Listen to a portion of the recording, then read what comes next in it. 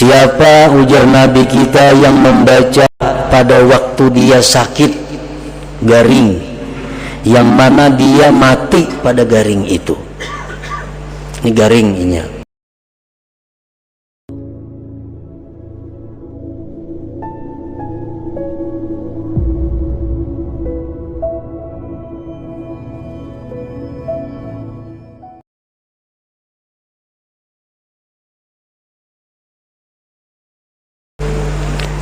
Alhamdulillahilladzi ittasafa bil wahdah wa tanazzaha 'anil kathrati wasyarikah. Asyhadu an la ilaha illallah wahdahu la syarika lah wa asyhadu anna sayyidana Muhammadan 'abduhu wa rasuluhu wa la nabiyya ba'dah. Allahumma salli wa sallim wa barik ala sayyidina wa maulana Muhammadin khairil wara sajiyah wa ala alihi wa ashabihi wa zurriyatihi wa adba'ihi ila yaumil qiyamah, amma ba'du. Yang kita hormati dan kita cintai para habaib dan para alim ulama, para muhibbin, hadirin hadirat rahimakumullah. Puji syukur senantiasa kita haturkan kehadirat Allah Subhanahu wa taala yang selalu melimpahkan taufik dan hidayah, inayah kepada kita semua. Dan juga salawat dan salam kita haturkan kepada junjungan kita Nabi besar Muhammad sallallahu alaihi wasallam, dan kepada seluruh keluarga, para sahabat, zuriat dan pengikut beliau ila yaumil qiyamah. Para muhibbin rahimakumullah, yang ke-112 daripada surah-surah Al-Quran, suratul Ikhlas, makiyatun wa ayatuha arba'un. Surat Al-Ikhlas diturunkan di Mekah dan ayat-ayat surah ini berjumlah 4 ayat.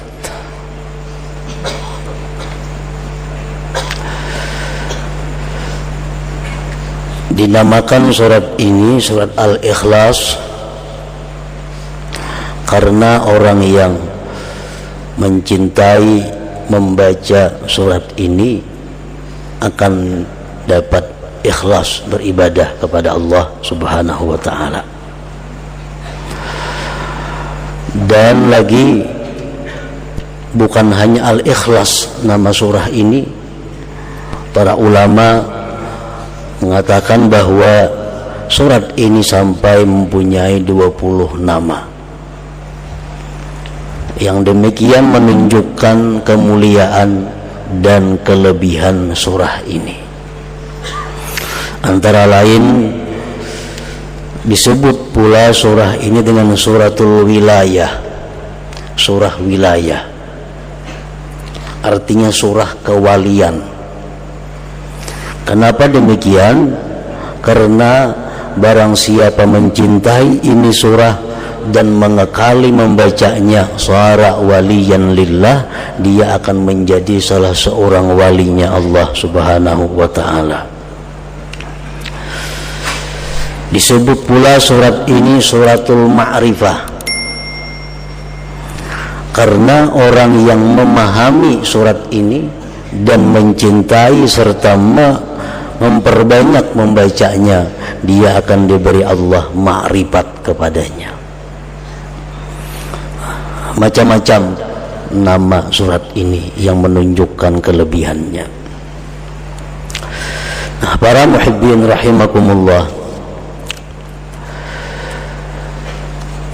sangatlah banyak hadis-hadis dari Rasulullah sallallahu alaihi wasallam yang menggemarkan kita untuk membaca surat ini.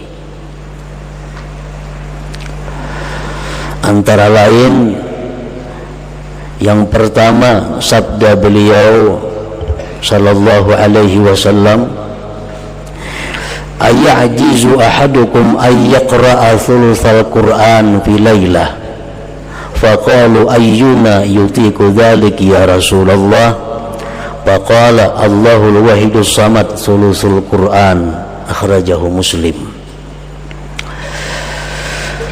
Sabda Rasulullah sallallahu alaihi wasallam, adakah tidak mampu salah seorang kalian membaca sepertiga Al-Quran pada malam hari?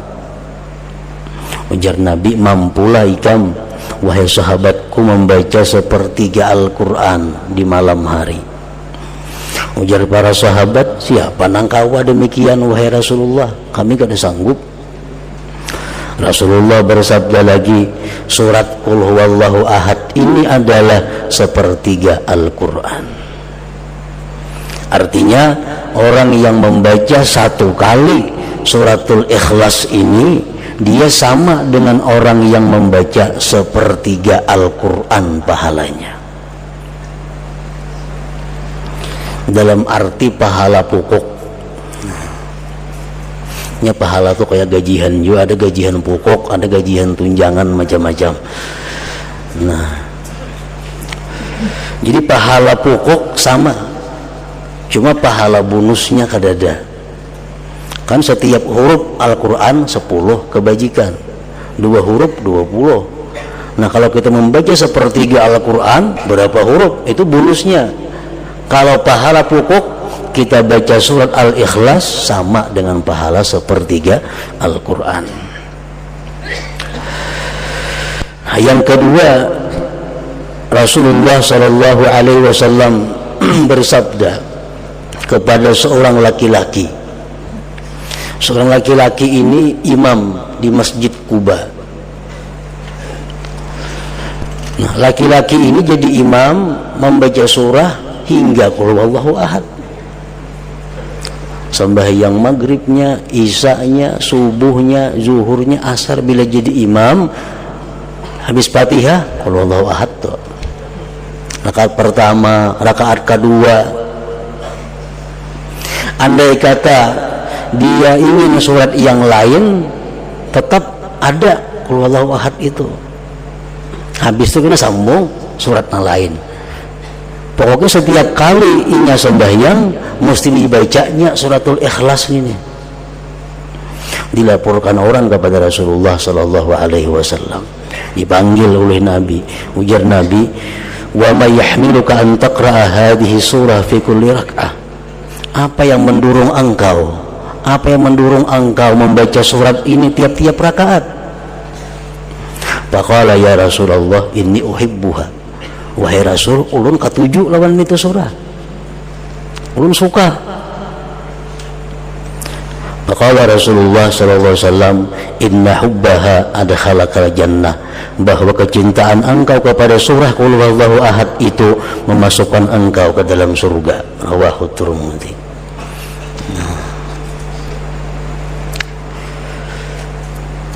Dalam kitab tafsir Al-Qurtubi disebutkan ini satu dalil bahwa membaca Qul huwallahu ahad itu pada tiap-tiap rakaat dibolehkan, kada makruh. Misal kita sembahyang rakaat pertama Qul huwallahu ahad, kedua itu pulang surahnya, atau rakaat pertama Fatihah Qul huwallahu ahad sambung yang lain, yang kedua kayak itu pulang, itu kada makruh. Bahkan itu mempunyai fadilat yang besar kalau didasari kecintaan kita kepada membaca surat itu. Yang ketiga, Rasulullah sallallahu alaihi wasallam bersabda, man qara'a qul huwallahu ahad fi maradihi alladhi yamutu fihi lam yuftan fi qabrihi wa amina min dagtatil qabr wa hamalathu al malaikatu bi akuffiha hatta tujizahu min as-sirat ila al-jannah. Rawahu Abu Nuaim. Siapa, ujar Nabi kita, yang membaca qul huwallahu ahad pada waktu dia sakit garing, yang mana dia mati pada garing itu. Ini garingnya, bacanya Qul huwallahu ahad sekali, garing aja berbulan-bulan, mati akhirnya. Nah, dia tidak akan difitnah di dalam kubur. Artinya bisa menjawab munkar nakir, aman daripada himpitan kubur, aman daripada himpitan kubur, dan malaikat akan membawa dia melalui sirat sampai masuk ke dalam surga. Nah, ini keutamaan surat Ikhlas ini. Jadi bila kita garing baca qul huwallahu ahad sekali, andai kata kita kada sigar-sigar, mati akhirnya, mati dalam keberuntungan. Nah, kita ingatkan kita kah, siapakah kawan kita, keluarga kita yang sakit, suruh membaca suratul Ikhlas sekali. Nah, andai katanya sigar, nah, batal sudah.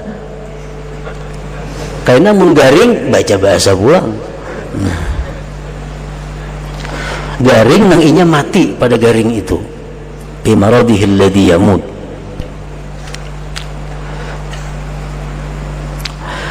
Yang keempat, Rasulullah SAW bersabda setelah beliau didatangi seorang laki-laki yang mengeluhkan kepada Rasulullah tentang kesempitan hidup, kefakiran. Ulun wahai Rasulullah, hidup ini fakir, rezeki sempit. Nah, apa Rasulullah menjawab? Ujar Nabi, idza dakhalta baitak fasallim in kana fihi ahad wa in lam yakun fihi ahad fasallim ala nafsik wa qra qul huwallahu ahad marratan wahidah. Bila engkau masuk rumah, ujar Nabi, di rumah itu ada orang, baca assalamualaikum sekali, assalamualaikum, sambung lawan qul huwallahu ahad. Kalau di rumah itu kalau ada orangnya, kita masuk rumah kita, assalamualaikum wa ala ibadillahi sholihin, sambung qul huwallahu ahad sekali. Nah, baca itu ya Nabi lawan laki-laki tadi. Papa ala rajul, maka si rajul tadi, laki-laki tadi mengamalkan petunjuk Nabi tadi. Masuk ke rumah, bila ada orangnya assalamualaikum, bacanya suratul Ikhlas. Bila kada ada orang, assalamualaikum wa ala ibadillahi sholihin, bacanya suratul Ikhlas sekali. Fa'adarrallahu alaihi rizqa hatta afada ala jirani, Allah melimpahkan rezeki kepada laki-laki tadi sampai dia bisa memberi kepada tetangga-tetangganya. Nah, ini suratul Ikhlas mempunyai manfaat, faidah baik dunia maupun akhirat.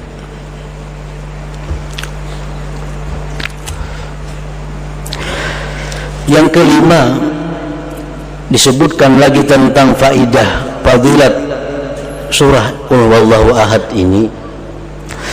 Annahu kana Jibril alaihi salam ma'ar Rasul alaihi salatu wassalam id aqbala Abu Dzar al-Ghifari faqala Jibril hadza Abu Dzar qad aqbal. Sewaktu Nabi kita berjalan bersama Jibril alaihi salam, tiba-tiba datang sahabat Nabi yang bernama Abu Dzar al-Ghifari. Ujar Jibril, nah Abu Dzar datang wahai Rasulullah. Ujar Nabi, awa ta'rifuna, ikam kenal kalawan Abu Dzar itu? Kan Jibril biasa kalau datang ke itu cuma Nabi urusannya.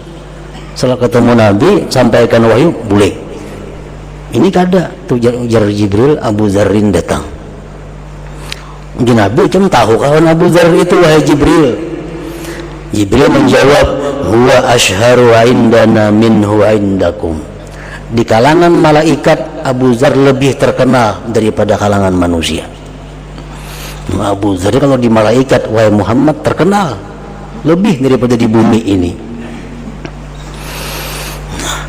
Bersabda Nabi kita, berkata Nabi kita, bimaza nala hadhil fadilah, kenapa dia mencapai ini fadilat wahai Jibril, keutamaan ini dengan sebab apa dia capai? Jibril menjawab, likasrati qiraatihi qul huwallahu ahad, karena Abu Dzar ini banyak membaca qul huwallahu ahad ini. Nah. Yang keenam, fadilat daripada suratul Ikhlas. Anas bin Malik meriwayatkan, kunna fi Tabuk, kami berada di Tabuk. Tabuk itu perjalanan 12 hari dari Madinah. Dihitung kilometer itu kurang lebih 560 kilometer dari Madinah.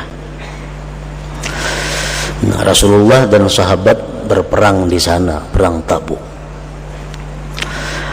Fatala'atis syamsu ma laha syu'a' wa diya wa ma ra'aynaha ala tilkal halah qattu qabla dhalik fa'ajiba kulluna.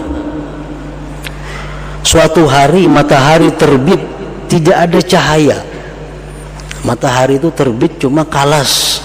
Nah, kada kayak biasanya, kada pernah macam itu terbitnya matahari. Kami pun aneh, kenapa matahari jadi demikian?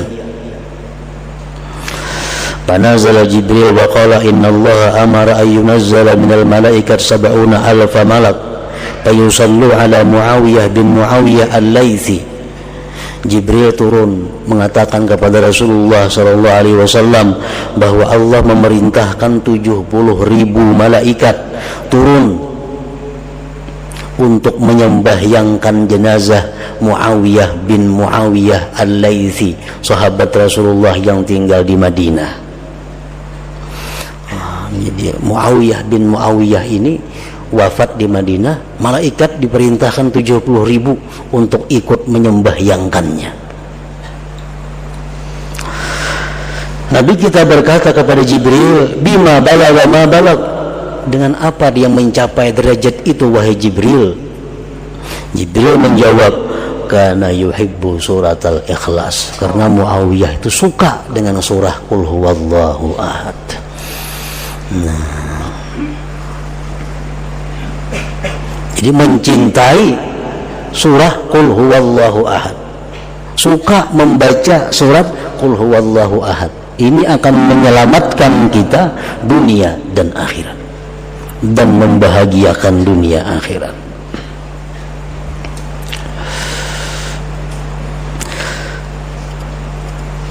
Masih banyak lagi hadis-hadis Rasulullah sallallahu alaihi wasallam yang menerangkan tentang keutamaan surat Al-Ikhlas ini. Bismillahirrahmanirrahim. Qul huwallahu ahad. Katakan wahai Rasul, dialah Allah yang esa. Allahus samad, Allah tempat bergantungnya seluruh makhluk. Lam yalid wa lam yulad, Allah tidak melahirkan dan tidak dilahirkan. Walam yakul lahu kufuwan ahad, dan tidak ada bagi Allah itu seorang pun yang menandinginya. Nah, ayat ini atau surah ini turun di Mekah. Sebagian ahli tafsir menerangkan bahwa sebab turun ayat atau surat ini adalah pertanyaan orang musyrikin. Orang-orang musyrik di Mekah menyuruh Amir bin Tufail menghadap Rasulullah sallallahu alaihi wasallam. Amir bin Tufail datang kepada Rasulullah. Ujar Amir, ya Muhammad, sababta alihatana, ikam ni wahai Muhammad sudah mencaci maki Tuhan kami, berhala-berhala. Wa khalaqta dina abaik, dan engkau wahai Muhammad sudah menyalahi agama nenek moyang engkau. Fa in kunta fakiran aghnainak, jika engkau wahai Muhammad kekurangan duit, kami bantu engkau. Mun ikam ni fakir, kalau ikam macam ini, kami kayakan engkau. Wa in kunta majnunan dawainak, jika engkau gila hai Muhammad, kami obati engkau. Wa in hawaita mar'atan zawwajnakaha, jika engkau mengingini perempuan, kami kawinkan dia kepada engkau. Faqala alaihi salatu wassalam, ujar Nabi kita, lastu bi fakir wala majnun wala hawaitu mar'ah. Aku kada fakir, ujar Nabi, aku kada gila dan aku kada menghendaki seorang perempuan. Ana Rasulullah ad'ukum min ibadatil asnam ila ibadati, aku ini utusan Allah mengajak kalian menyembahnya, meninggalkan menyembah berhala-berhala itu. Bulik si Amir bin Tufail tadi. Dalam kesempatan yang kedua datang pulang kepada Rasulullah. Ujar si Amir tadi bin Tufail, bayyin lana jinsa ma'budik am min zahab aw fiddah. Wahai Muhammad, terangkan kepada kami Tuhan engkau tuh emas kah perak kah Tuhan engkau itu? Emas atau perak? Fa anzalallahu hadhihi surah, Allah menurunkan ini surah. Katakan hai Muhammad, huwallahu ahad, Allahus samad, lam yalid wa lam yulad wa lam yakun lahu kufuwan ahad. Tuhan Allah itu adalah esa, baik zatnya, baik sifatnya atau perbuatannya.